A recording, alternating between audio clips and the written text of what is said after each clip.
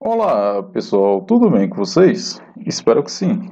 Bem-vindos a mais uma aula de educação física, ok?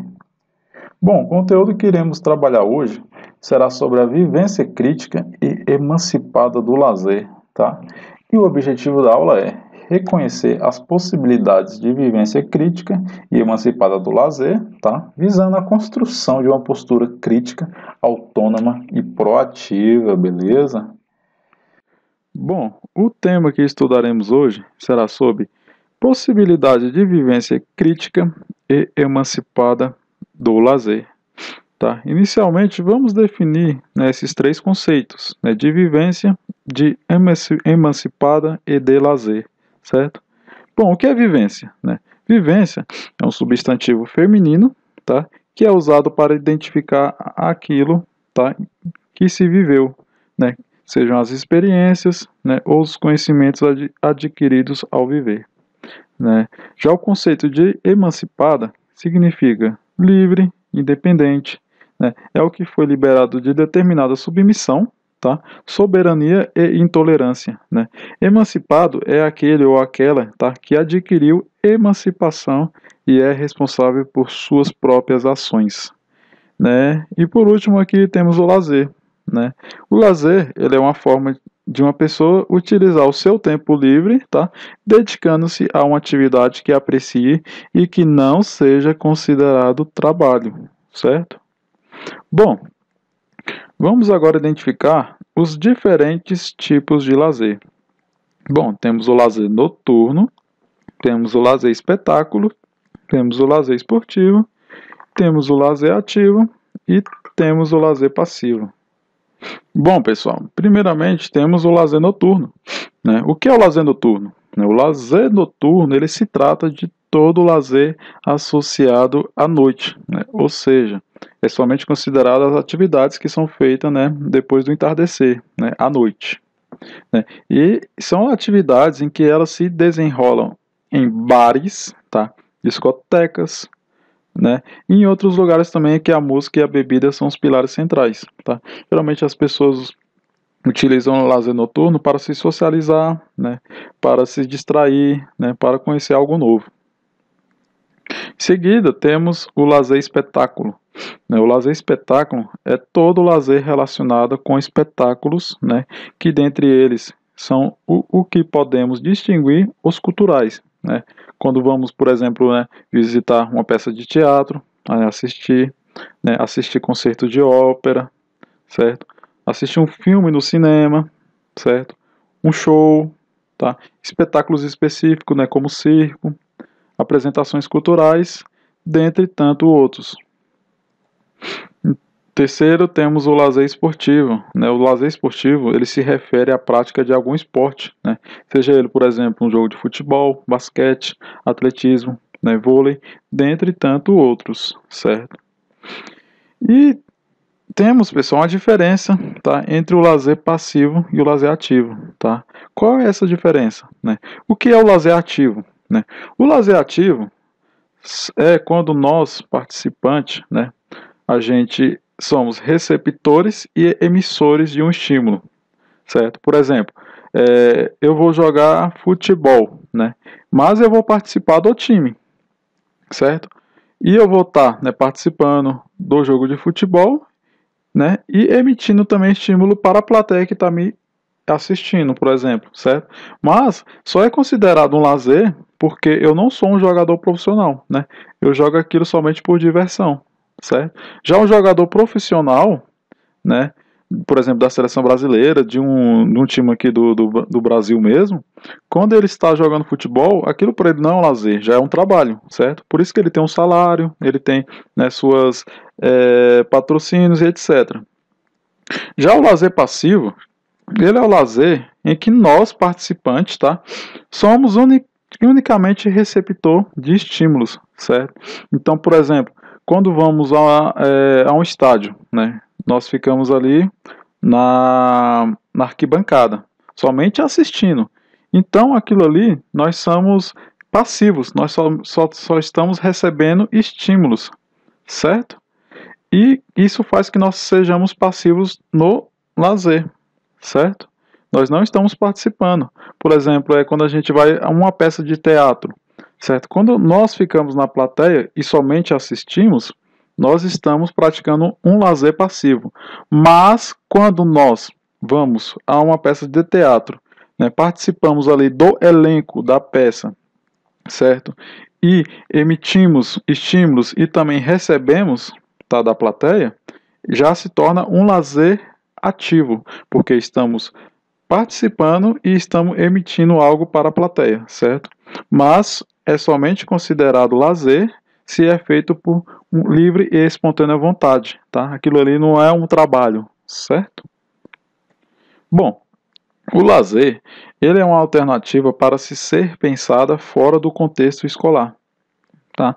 Outro exemplo também, pessoal, quando nós praticamos o lazer na aula de educação física, tá? Vamos jogar futebol, vôlei ou qualquer tipo de outra modalidade, não é considerado um lazer. Por quê? Porque quando eu planejo uma aula, certo? Eu preciso que vocês executem da maneira que eu planejei, certo? E que vocês emitam estímulos, tá? E sejam receptores também. Mas aquilo ali, muitas das vezes, não está sendo feita, tá? Por livre e espontânea vontade de vocês, tá? Então ela não é considerada um lazer, certo? Bom, o segundo tópico diz é um processo que se dá de maneira autônoma, tá? Porém que requer o conhecimento de suas habilidades e capacidades físicas, tá? E em terceiro, você é o gestor ou gestora do seu próprio aprendizado e exerce a sua própria autonomia, certo? Então, outro exemplo, quando nós trabalhamos uma determinada modalidade na escola, no contexto escolar, por exemplo, estamos trabalhando sobre o basquete, certo? Na escola, muitas das vezes nós aprendemos as regras, os valores, né, como se joga e etc. Ao sair da escola, né, e alguém quiser praticar, né, fora ali do contexto escolar, já pode sim ser considerado um lazer, porque esse aluno, né, você aluno, essa pessoa, já vai estar praticando por vontade própria e não porque a escola ou o professor determinou. Entenderam? Bom, os tipos e as formas para o lazer são diferenciados e multiplicam-se na medida em que as pessoas, individual e coletivamente, tá, exercem sua livre disposição de descontrair-se para poderem utilizar todo o tempo, né, possível na busca de prazeres e distrações. Certo? Como disse anteriormente, né, tem que ser por livre, espontânea vontade.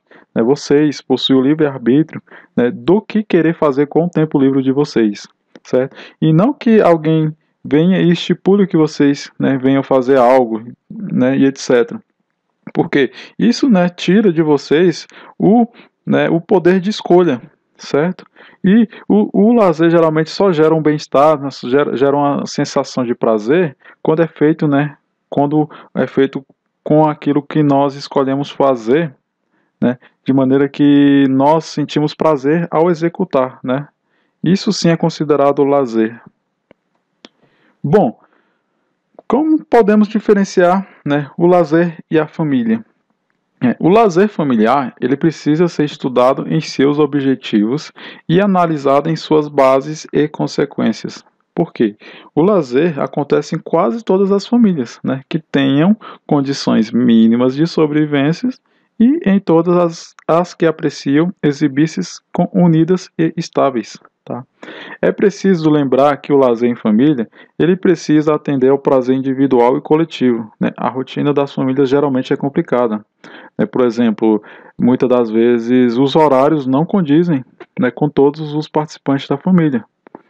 Muitas das vezes, por exemplo, os pais têm que trabalhar, né, em horários diferentes, né, vocês estudantes têm que, né, um horário específico para estar estudando, né, outras pessoas da família têm outras atividades específicas, né, para executarem também, e muitas das vezes, né, por exemplo, é marcado um horário para executar uma determinada atividade de lazer, né, em família, e muitas das vezes nem todos podem estar presentes porque têm suas próprias, né, obrigações para, né, estar ali executando no seu dia a dia.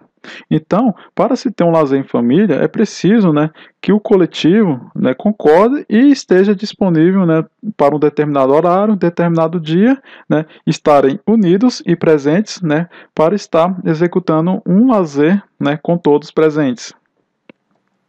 Bom, já o lazer e os amigos, né, não é tão diferente, porque há amigos que se tornam tão íntimos, né, que passam a ser mais valorizados do que os consanguíneos de primeiro grau. Por quê? Né? Os amigos, eles são indivíduos com os quais as ocasiões comuns da vida e do trabalho, né, tornam-se agradáveis, né, e as obrigações mais suportáveis, por exemplo. Né? E o lazer, quando praticado em um clima agradável, transforma desconhecidos em amigos. Certo? Então, muitas das vezes, um familiar não tem muito tempo para estar presente do seu lado. Certo? Mas uma determinada pessoa, né, pode ser da escola, né, da própria rua em que mora, do próprio condomínio, certo? Ela geralmente pode estar mais presente do que um familiar. E ela acaba com o dia a dia, né, com o decorrer daquele contato que geralmente vocês podem ter, né, ela se torna mais próxima. E vocês acabam compartilhando um pouco mais da vida de cada um, né, um com o outro, e se tornando, né, mais próximos. Temos o lazer e a companhia, né? Bom, o lazer muitas das vezes ele pode sim ser praticado, né, sozinhos, mas também ele pode ser praticado com uma companhia ou mais, certo? E muitas das vezes se torna até muitas das vezes mais prazeroso. Né? O porquê? A escolha da companhia para o lazer deve ser criteriosa, né? E de acordo com os recursos disponíveis, né? Porque a finalidade da recreação e as ligações, né, devem ser interpessoais. Uma das indicações para definir qual a companhia ideal é que nem todas as pessoas amáveis e boas possuem requisitos indispensáveis para participar de viagens e lazeres a serem vivenciados em comunidade ou solidariedade, né, com desconhecidos ou mesmo com amigos permanentemente ou habituais. Né? Por exemplo, marcamos uma viagem, né, para um determinado local somente para descansar, certo? Mas, no meio dessa viagem, um determinado amigo quer estar presente. Mas esse determinado amigo, ele gosta, né, de muitas festas, né, gosta de bagunçar, tá? Entre aspas. Então, esse amigo, quando chegar nesse local, né, ao você querer paz, descansar, sossego, né, e ele querer, né, totalmente o oposto, o contrário, né, isso pode causar um conflito, certo? Porque ao você querer descansar e ele querer ali curtir, né, conhecer lugares e etc., né, vai causar um conflito porque os interesses de vocês são diferentes. Então, resumindo, ele não seria uma companhia, né, ideal, né, para aquele momento. Então não quer dizer que ele é uma pessoa boa, agradável, que ele seria uma companhia, né, ideal para esse momento. Porque tem que ter uma finalidade específica de ambas as partes. Né? Se você está indo para uma viagem para conhecer lugares, somente para conhecer lugares, né, somente para curtir, né, a companhia ideal seria uma pessoa com o mesmo, né, com a mesma finalidade, certo? Você escolher uma pessoa que quer descansar e você quer curtir, não vai dar certo, porque quando vocês forem sair junto, nessa pessoa ela não, eu vou querer ficar aqui descansando, né? E o seu desejo é outro, né? Isso vai causar um conflito. Então, escolher a companhia nesse momento é muito importante, né, para não causar esse conflito. Entendido? Bom, pessoal, chegamos ao fim, tá? Eu deixei uma atividadezinha aí para vocês estarem respondendo de acordo com a aula de hoje, tá?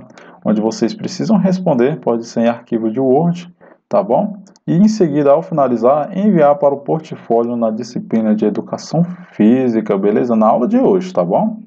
Qualquer dúvida, pode entrar em contato comigo no fórum do GR8, que eu estou à disposição, tranquilo? Obrigado pela atenção e até a próxima aula.